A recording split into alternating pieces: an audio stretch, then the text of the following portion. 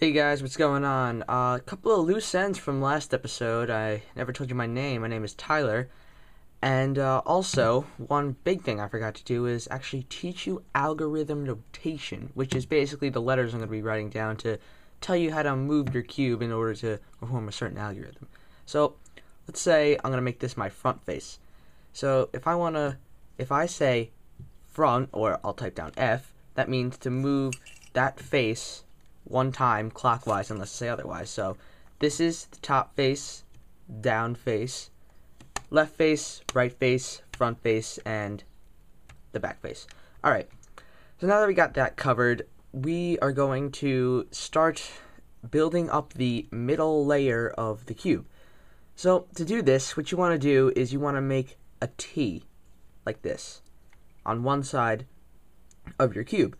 So I'm going to start off with orange, and if I look at the bottom, I see that I have this orange and green piece, and I know that that fits there. So if I want to move that into here, what I want to do is I want to move this out of the way, and then I'm going to bring this down, bring it over like this.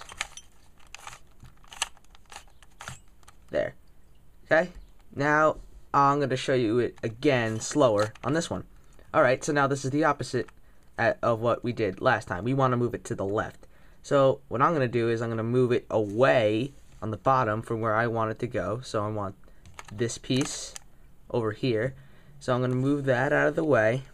Then I'm going to bring this part down, rotate that under, bring that up, pull this back, and then turn the front face counterclockwise, connect it back up, bring it up, and voila, that is done. Now let's move over here.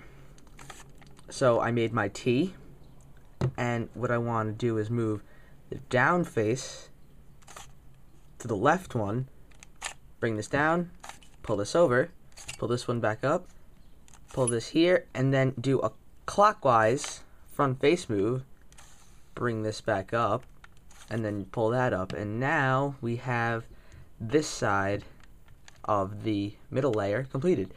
So now we just gotta find that one last piece, which is right there, and I want to move it right here because that piece is in the incorrect spot.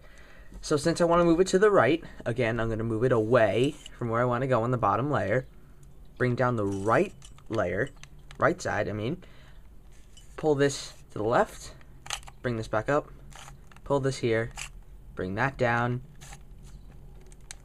connect it back up. So now we have our middle layer. Now in some cases, when you're doing the cube, can't really help it, this is going to happen,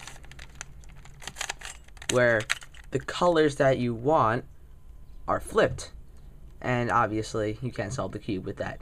So to get this piece out, what you want to do is you want to take any random piece you want.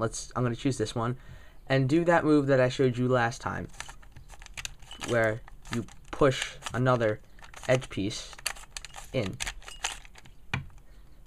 just like that. Okay, so now I want to make my T-bar, if you will, and then since I want to move over here, I'm going to do an L, a D, an L prime, a D prime, an F prime, D prime, pull that back. Oh dear, oh man, I did that completely wrong. I just did the same thing, I just had the wrong piece placed in there. You know what, I'm going to do that again because that was silly on my part. I apologize for that. Alright, so again, I made my T, move it away from where I want to go. So right there, that was a D prime. Do an R prime, a D prime, an R, a D, an F, then another D, and then pull it back up, and your middle layer of your 3x3 Rubik's Cube is now solved. So this one is actually, this middle layer is probably one of the easiest to do. So just remember that you have to change your moves depending on which direction you want to move a piece. For example, if I push this way, then that piece, after I finish the algorithm, would not be in there. So if you want to move it to the left, just make sure that you go to the right. If you want to move it to the right, you move it to the left. Pretty simple.